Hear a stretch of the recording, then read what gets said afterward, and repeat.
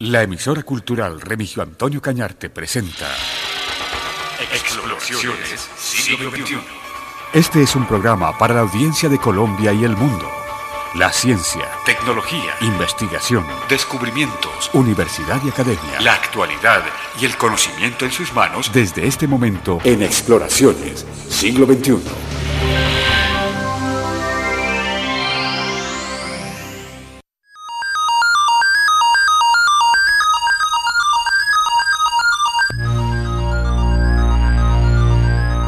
Cordial audiencia de la emisora cultural Remigio Antonio Cañarte. Bienvenidos a la edición número 366 de Exploraciones del Siglo XXI.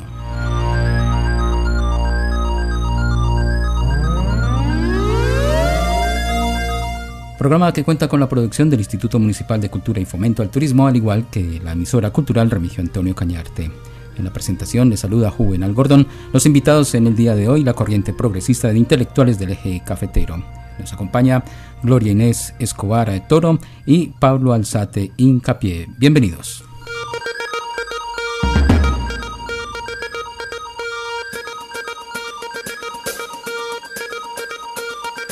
Vivimos en una sociedad profundamente dependiente de la ciencia y la tecnología, en la que nadie sabe nada de estos temas. Ello construye una fórmula segura para el desastre. Hoy vamos a ocuparnos del tema propuesto por la corriente progresista, la ciencia y la pseudociencia. Primera parte, para que ustedes se queden con nosotros sintonizados en nuestro espacio Exploraciones del Siglo XXI. Así que bienvenidos, Pablo, buenas noches. Buenas noches. Gloria, buenas noches. Buenas noches. Encantados de estar en directo en la emisora cultural Remigio Antonio Cañarte. Sí. La interacción con los oyentes 324-8777 o se pueden comunicar con nosotros en las redes sociales Facebook, allí en Juvenal Gordón, pues tienen también la posibilidad de tener sus preguntas, si desean, acerca de nuestros temas que queremos tratar con la audiencia de la emisora cultural. Acaba de finalizar la serie Cosmos, un viaje, una odisea a través del espacio-tiempo, bajo la presentación de Neil deGrasse Tyson, el legado de Carl Sagan y la producción y la presentación de Anne Druyan en esta serie última. Al final nos presentó una manera con la ciencia en la cual nos refiere cómo hay 5 reglas básicas para ella, para tratar el tema de ciencia y pseudociencia, pues allí lo manifestaba al presentador acerca de la ciencia. Escuchemos. ¿Cómo logramos nosotros, criaturas diminutas, que vivimos en esa mota de polvo, siquiera imaginar cómo enviar naves espaciales entre las estrellas de la Vía Láctea? Hace solo unos cuantos siglos, apenas un segundo en el tiempo cósmico, no sabíamos nada sobre dónde o cuándo nos encontrábamos. Indiferentes al resto del cosmos, habitábamos en una especie de prisión. Un universo diminuto contenido en una cáscara de nuez. ¿Cómo escapamos de esa prisión? Fue el trabajo de generaciones de buscadores quienes se tomaron a pecho 5 reglas sencillas.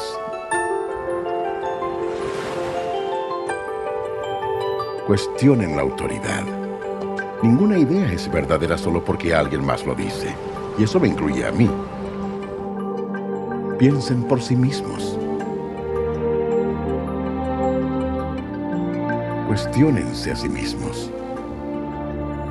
No crean en algo solo porque quieren creer. Creer en algo no lo hace verdadero. Prueben sus ideas por medio de la evidencia obtenida de la observación y la experimentación. Si una idea favorita falla una prueba bien diseñada, está equivocada. Supérenlo. Sigan la evidencia hasta donde ésta los lleve. Si no tienen evidencia, resérvense su juicio. Y tal vez lo más importante de todo, recuerden, ustedes podrían equivocarse. Incluso los mejores científicos se equivocaron respecto a algunas cosas. Newton, Einstein y todos los demás grandes científicos de la historia. Todos cometieron errores. Por supuesto que lo hicieron. Eran humanos. La ciencia es una forma de evitar engañarnos a nosotros mismos y a los demás. Los científicos han conocido el pecado. Por supuesto, hemos usado mal la ciencia, igual que lo hemos hecho con todas las herramientas a nuestra disposición, Y por eso no podemos darnos el lujo de dejarla en las manos de unas cuantas personas poderosas. Mientras más nos pertenezca la ciencia a todos, menos probable es que la usemos mal. Estos valores debilitan el atractivo del fanatismo y la ignorancia. Y después de todo, el universo es mayormente oscuro, punteado por algunas islas de luz.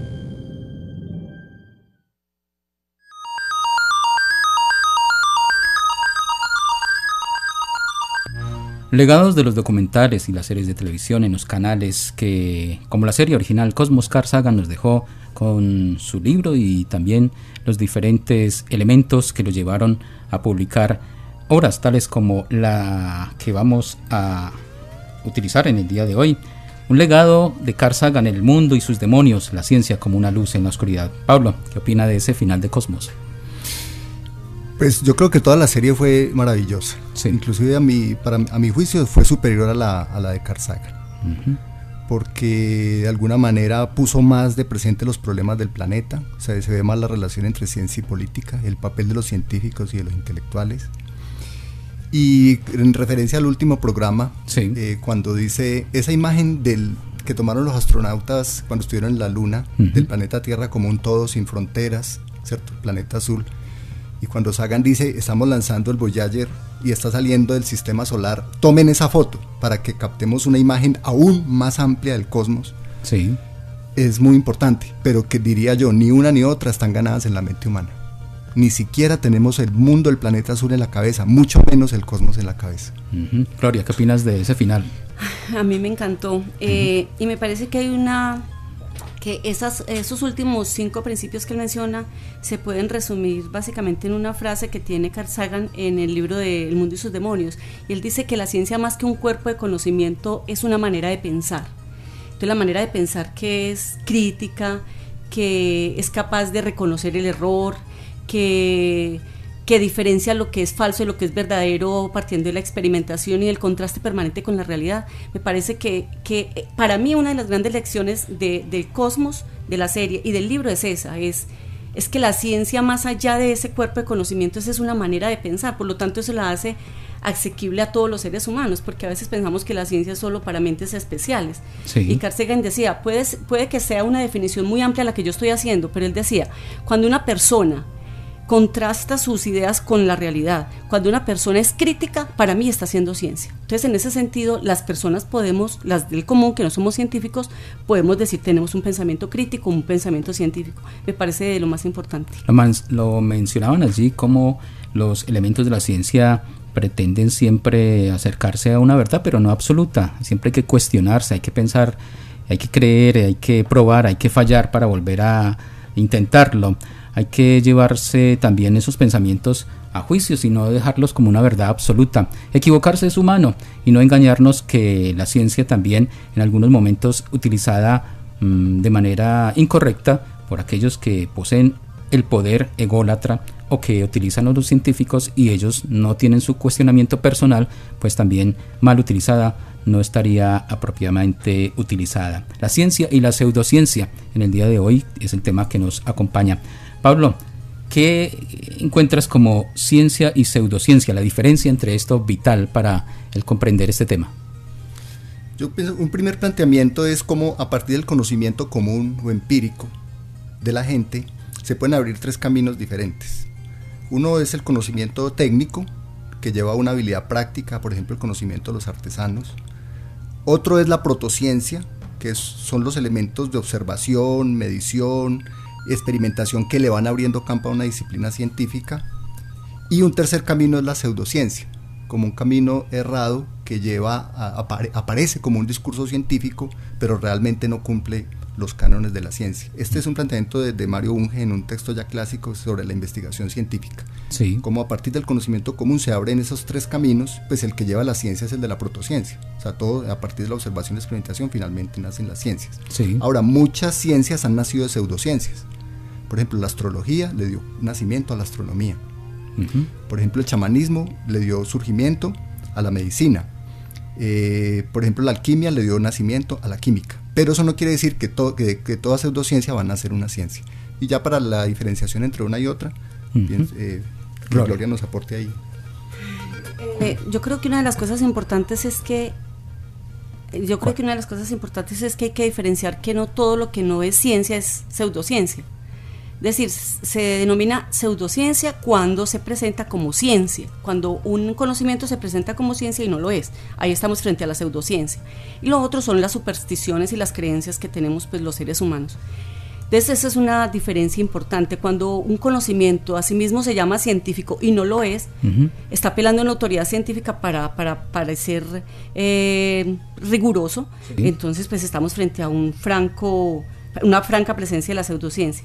A mí me parece que la pseudociencia pues se define en oposición a la ciencia. Si la ciencia es rigurosa, si sus planteamientos y sus hipótesis siempre las somete a prueba, si esas pruebas siempre son contrastadas con la realidad, si los juicios o las hipótesis que se emanan o los juicios que se emanan son controvertibles o no, o lo que Karl Popper llamaba falsables, pues eso hace que sean científicos. Lo contrario es lo que es la pseudociencia, ¿cierto? Son aquellos cuerpos de conocimientos que no se someten a prueba, que si se someten a prueba pues no dan los resultados esperados, que sobre todo son inmunes a la crítica, no aceptan la crítica para nada. Yo quiero traer el caso de Richard Feynman, que es un físico Nobel de física muy connotado, y él decía precisamente que la pseudociencia, él hacía un ataque muy directo a la pseudociencia porque hablaba de los peligros de la pseudociencia. Entonces él decía que algo que caracterizaba a la pseudociencia era precisamente la inmunidad a la crítica, porque no aceptaba nunca nada. Entonces cuando, yo no sé si ustedes recuerdan a Uri Geller, que fue ese famoso psíquico que doblaba las cucharas, yo las vi en televisión, pues él, como todo buen científico, no despreció la oportunidad de ir a mirar eso que tenía de científico, y se encontró con él en un hotel de Hollywood, y lo recibió. Resulta que no fue capaz en absoluto de doblar nada delante de él. James Randi, un físico, tiene un premio de $1 millón para quien logre demostrar efectivamente ante él que eso se puede lograr, y nunca ha llegado nadie ahí a demostrarlo. Sí, en la página Sin Dioses, Sin Dioses ORG, que es muy interesante. Sí, pues precisamente Carl Sagan menciona en El Mundo y sus Demonios un fraude que también fue muy famoso de Carlos el Canalizador, que supuestamente se comunicaba que dentro de su cuerpo se metía un tipo, él se llamaba Jesús Álvarez, pero se metía al cuerpo de Carlos, y todo fue eso, precisamente una propuesta de James Randi para mostrar lo fácil que era engañar a la gente, y cómo los medios, que por ejemplo ahorita vamos a hablar de eso, cómo los medios son tan fáciles de engañar, y todos sabemos el poder que tienen los medios para la opinión de la gente. Claro, cuando mucha gente, hay que tener mucho cuidado en este análisis. En la televisión la gente cree encontrar la verdad absoluta. Si ven un programa de televisión y ven algo espectacular, no se dan cuenta que eso es un show, que eso se puede editar, y con sutiles herramientas pueden fabricar los trucos, y la gente queda convencida que lo que está establecido ya bajo un invitado que tiene en los logos, en los créditos, físico, químico, matemático, pues ya toda la gente va a creer que eso es verdad. Entonces hay que tener muy controlado ese aspecto en la mente, en el conocimiento de las personas, que la pseudociencia es tomada por periódicos para vender muchos periódicos, libros o conferencias o lo que sea, como elemento para distraer la verdadera realidad de lo que significa la seriedad de la ciencia. Entonces la pseudociencia es de mucho cuidado en ese aspecto. ¿Ustedes dirían que la pseudociencia nació cuándo y con quiénes? Yo, antes de esa pregunta, yo quería hacer como una síntesis de la diferencia para que quede muy clara ante los oyentes. O sea, la pseudociencia se niega a fundamentar su doctrina. O sea, y tampoco puede hacerlo, por definición. Se niega a someter a contraste sus doctrinas empíricamente, y eso es una característica del pseudocientífico. Cuando lo van a contrastar, él evade. Carece de mecanismo autocorrector. Y por último, su objetivo no es contrastar sistemas de hipótesis, sino ante todo influir en las cosas y en los seres humanos. O sea, a diferencia de la ciencia, tiene un efecto utilitario práctico como el efecto primario. Entonces yo digo que contrastando esos elementos, por el contrario, la ciencia tiene una fundamentación teórica clara. Todo científico sabe que tiene que someter a prueba experimental, empírica, sus planteamientos. Está sometido a la crítica no solo propia, sino de sus pares. ¿Sí? Y la ciencia no busca un efecto utilitario práctico inmediato, puede venir como resultado de, pero la ciencia busca ante todo conocer la ley que subyace al fenómeno. La ciencia se basa básicamente pues en el método científico que establece los parámetros de observación, de establecer los respectivos análisis y leyes, los experimentos, la comprobación y al final pues las conclusiones, que no necesariamente pues tienen que llegar con esa verdad absoluta, sino que de errores se puede aprender hasta llegar a un acercamiento absoluto de la ciencia en cuanto al conocimiento. En cuanto a la pregunta que les hacía, Pablo. Pues hay pseudociencias tan antiguas como la misma historia de la cultura humana. Sí. Por ejemplo, la astrología. Sí. Y sigue hasta nuestros días. Sigue. O sea, los periódicos respetables todos los días publican el horóscopo. Y la internet está llena de eso. Bueno, otras surgieron con la medicina, ¿cierto? Por ejemplo, con lo que mencionaba anteriormente, lo del chamanismo, pero han sido lentamente desplazadas por los éxitos de la medicina científica. Y otras son muy recientes, tal vez las que están haciendo en este momento más daño o las que más se promocionan entre la comunidad. Yo quisiera, para que la gente se enterara de qué estamos hablando, ponerle nombres concretos, ¿cierto? Sí. Y estamos hablando de la homeopatía, estamos hablando de todo lo que son los manuales de autoayuda y superación personal que se presentan como una disciplina de psicología y de ciencia conductual. A propósito, perdón, Pablo, de la visita de Deepak Chopra, que está aquí en Colombia, Sí. que tuvo en YouTube hay un video muy interesante en una controversia, en un debate que tuvo con Richard Dawkins, Sí. el que mencionamos en los programas pasados. Sí. Precisamente él es un representante pero de Uno de los gurús, para utilizar el término correcto, gurú. De la pseudociencia. Y nada menos que la entrada, escuchaba yo, para irlo a oír a su conferencia, valía 90,000 pesos. Continuando con lo que decía Pablo. Surgió una teoría alternativa a la teoría de la evolución, que es la teoría supuestamente del diseñador inteligente. La física cuántica ha impactado a todos los modernos de la superchería y se ha elaborado todo un discurso. Perdóname cuántico. ahí, Pablo, es que yo siempre he estado como en el análisis de eso. El hecho de pronunciar la palabra cuántico, cuántica, eso ya es como absoluto. Mágico. Sí. Ya eso ahí usted tiene que creer como sea por utilizar la palabra cuántico. Sí. Sí.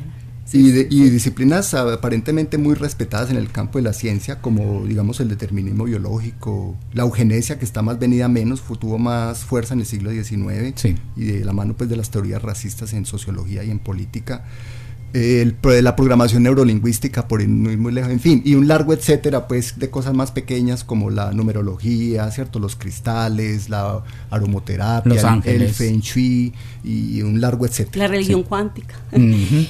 No, pero ahí en la literatura se aparece como la primera ciencia la primera rama que se clasificó como pseudociencia fue la frenología en 1800. La Esa frenología, sí, ¿qué es? Que es a través de la forma de la cabeza y del cráneo y de las facciones se podía determinar cómo era la personalidad y el carácter de los seres humanos, que se utilizó luego mucho para criminalizar pues todos los oprimidos, los indígenas, los afrodescendientes, para decir pues que ellos tenían todas las características para ser criminales. Muy fascistas. Esa es una rama de la eugenesia, sí. y de la sociobiología. Y aparece ahí como la primera rama, digamos, que aparece como pseudociencia, porque se presenta como ciencia.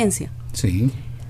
Esa es- Los egipcios, los chinos, muchas de estas... el Feng Shui. de todo esto que viene del Oriente ha sido occidentalizado.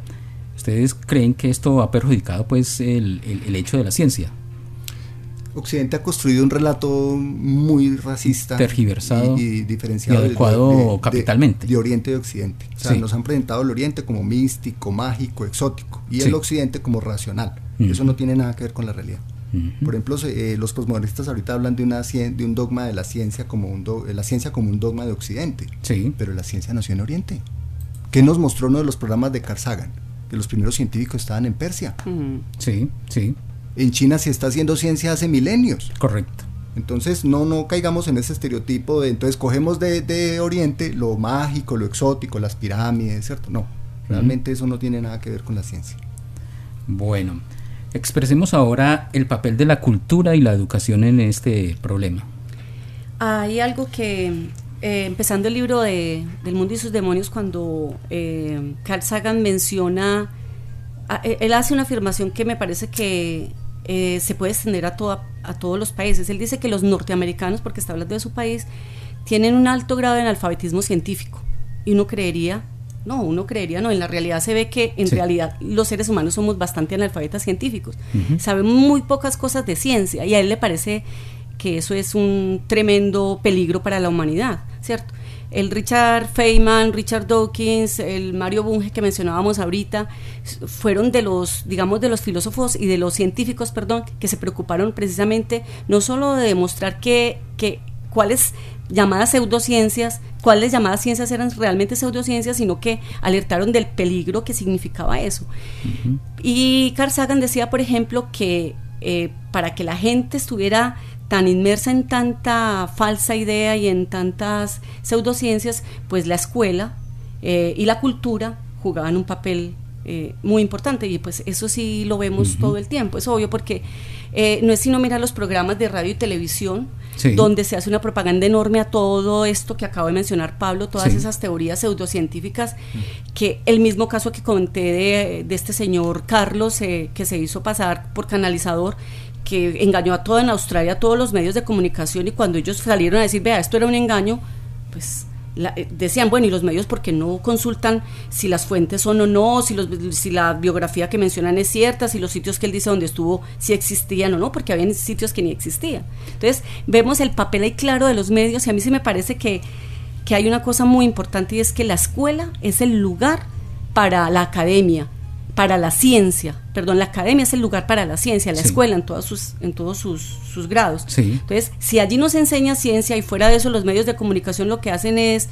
precisamente darle publicidad a la pseudociencia, pues es lógico que los seres humanos seamos analfabetas científicos. Yo he escuchado, Gloria, que algunos profesores tienen el legado de Carl Sagan y mandan a los estudiantes a leer El mundo y sus demonios, la ciencia como una luz en la oscuridad de Carl Sagan. Debiera ser un texto obligatorio en las escuelas, como aquello que muestra a los jóvenes un camino que le muestra de qué se pueden cuidar en cuanto al engaño que proponen las pseudociencias. Claro, ese y muchos otros, donde se enseñen cosas básicas, por ejemplo la ciencia de la evolución, donde se enseñe qué es el universo, ¿cierto? Cómo se compone el universo, donde se enseñe realmente cuáles son las fuerzas que mueven la sociedad, donde se explique realmente las raíces de la conducta humana, ¿cierto? Que la conducta humana no depende de fuerzas extranaturales, sino que se determina por causas materiales. Ese sería el papel de la academia. La pregunta es si la academia lo está haciendo. Exacto. Y no solo eso, sino, digámoslo así, el Ministerio de la Educación y el Ministerio de Comunicaciones controlando pues esos programas en donde las emisoras solo les interesa el dinero que les entra, sin importar lo que se está expresando allí por parte de un chamán o alguien. Entonces el control por parte del gobierno en la educación y en la difusión es de vital importancia en este problema de la pseudociencia. No nos vayamos muy lejos. Hablemos de Risaralda, y yo estoy terminando un estudio de medición de actividades de apropiación social de la ciencia en Risaralda. En Risaralda no hay sino 2 espacios para la comunicación de la ciencia, serios, coordinados y coherentes. Este programa y una agencia de noticias que se llama la DICIT, que es por internet y está dedicada única y exclusivamente a investigadores científicos. No logré encontrar, porque yo hice la medición, ningún otro espacio continuado, periódico y serio de comunicación de la ciencia a través de los medios de comunicación de masas. Uno que ve, por ejemplo, que abundan los semilleros de fútbol de los niños. Por todas partes hay semilleros de fútbol. ¿Ustedes conocen semilleros científicos? Pues de nombre puede que los haya, pero ¿qué hay detrás? Se está impulsando eso. O sea, nosotros no tenemos esa cultura. ¿Cuál es la responsabilidad de la cultura nuestra en ese analfabetismo? No, y de la academia, es que la academia ese es el lugar para la ciencia, no es otro. ¿Cómo sembrar esa inquietud en cuanto a que los jóvenes se inquieten por una vida científica, por un conocimiento científico, para cuidarse de la pseudociencia? Mira, ahí dentro de los 5 puntos que mencionaban ahorita el programa de Cosmos, hay uno que dice pensar por sí mismo. Y lo que la escuela hace es precisamente evitar que la gente piense por sí misma, porque toda la metodología es repetitiva, ¿cierto? Es de memoria. Y el profesor es el dominante. Y ahí la autoridad que es incuestionable. Es correcto. Es incuestionable. Entonces va en contra precisamente de esos principios. Yo pienso que inclusive con que se enseñara esos 5 principios de pensar por sí mismos, de ser críticos, de pensar que los errores son humanos, que hay que reconocer, que hay que siempre contrastar lo que uno tiene en la cabeza con la realidad, con que se enseñara eso ya sería un avance enorme.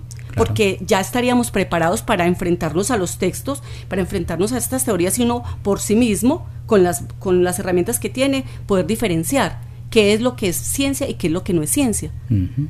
Pero hay una cosa muy importante. ¿Cuál, Pablo? La pertinencia del conocimiento científico, que era una de las críticas que desde el movimiento ambiental hacíamos, y digo crítica entre comillas, a los trabajos, por ejemplo, de Cosmos en Carl Sagan. Porque usted puede saber mucho, aprender mucho leyendo de astronomía y de cosmología, pero no saber nada de su entorno.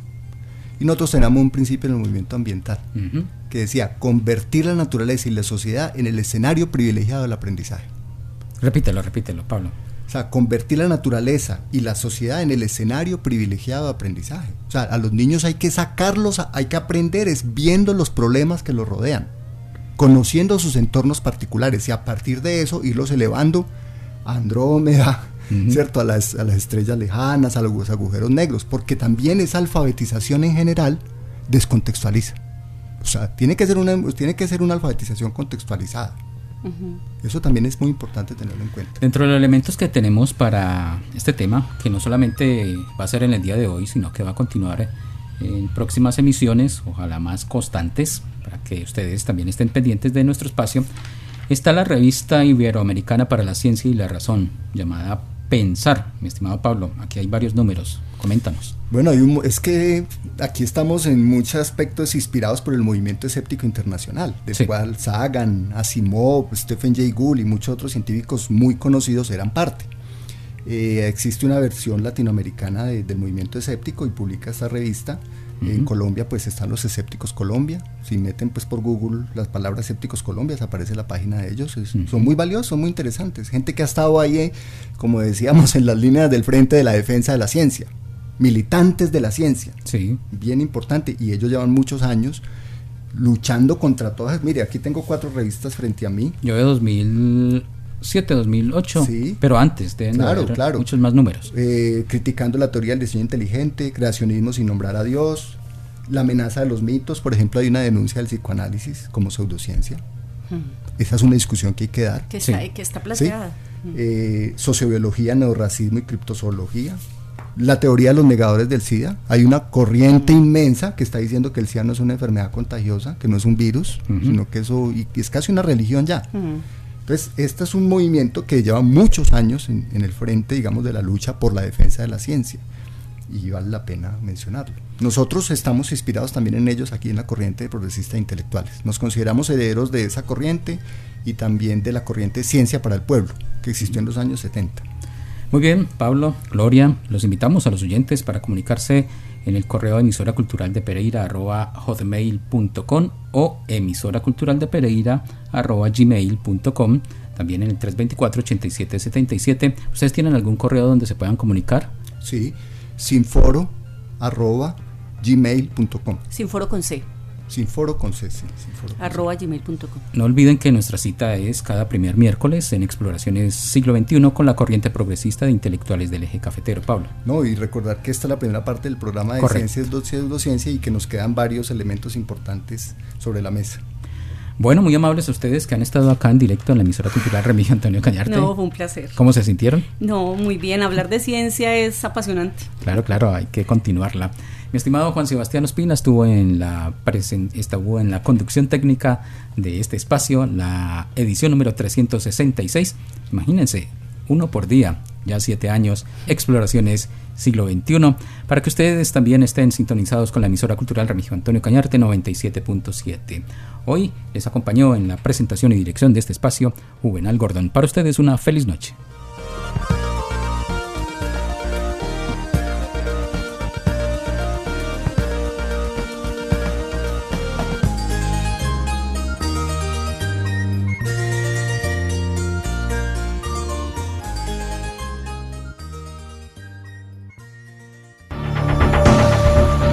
La emisora cultural de Pereira presentó Exploraciones del siglo XXI. Programa presentado por Juvenal Gordon Buriticá.